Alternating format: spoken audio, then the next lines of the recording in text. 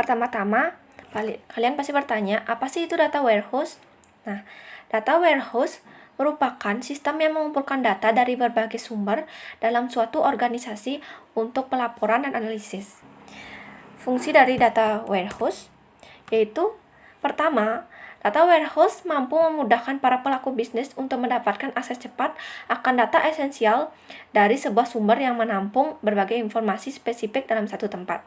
Yang kedua, yaitu data warehouse menyediakan informasi yang konsisten untuk berbagai divisi dan bentuk aktivitas. Itu yang ketiga. Data warehouse dapat membantu proses integrasi data yang dapat mengurangi stres pada sistem produksi. Fungsi yang keempat yaitu restrukturisasi dan integrasi dapat mempermudah proses pembuatan laporan dan analisa.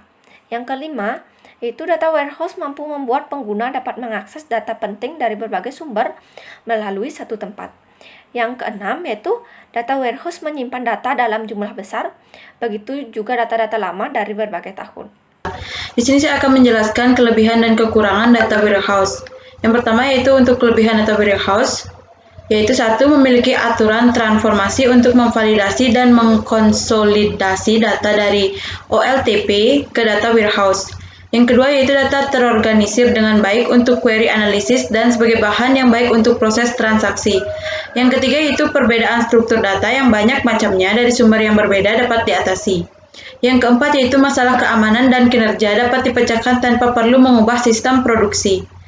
Dan yang kelima yaitu proses transformasi atau perpindahan dapat dimonitoring, jika terjadi kesalahan dapat diarahkan atau diluruskan.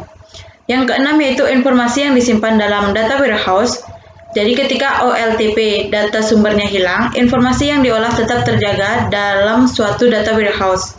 Dan yang terakhir yaitu memiliki model data yang banyak macamnya dan tidak tergantung dari format data awal atau sumbernya, sehingga memudahkan dalam menciptakan laporan.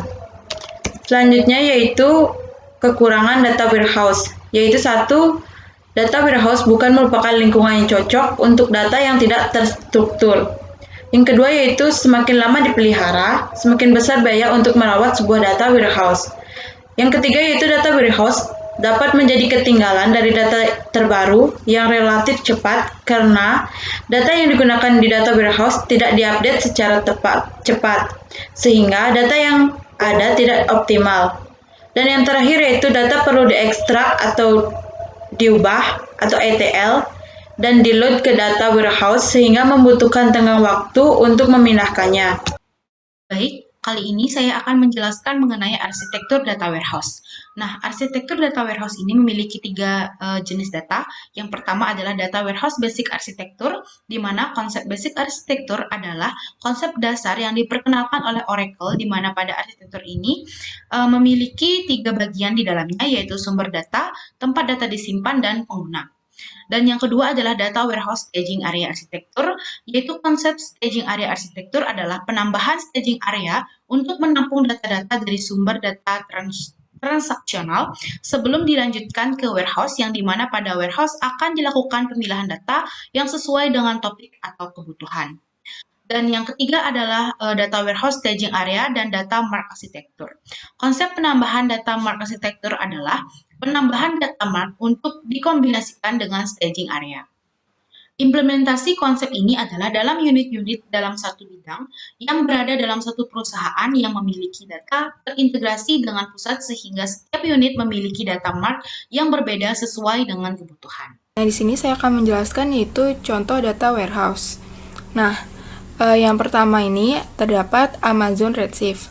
Amazon Redshift merupakan salah satu servis yang disediakan oleh salah satu perusahaan marketplace terbesar. Kan contoh data warehouse yang kedua, yaitu ada Panoply. Nah, Panoply menyediakan platform manajemen data dari ujung ke ujung. Nah, di sini data warehouse satu ini bisa dibilang merupakan salah satu platform yang sangat mudah dioperasikan karena tidak membutuhkan coding yang mengambil data. Nah, contoh data warehouse yang ketiga itu ada BigQuery. BigQuery merupakan data warehouse milik Google tanpa server. Memiliki skala yang besar dengan harga yang terjangkau. Servis ini mampu masuk dalam bagian Google Cloud Platform dengan kapasitas yang besar. Baik, terima kasih. Sekian presentasi yang dapat kami sampaikan. Kurang lebihnya mohon maaf apabila ada kekurangan. Sekian dan terima kasih.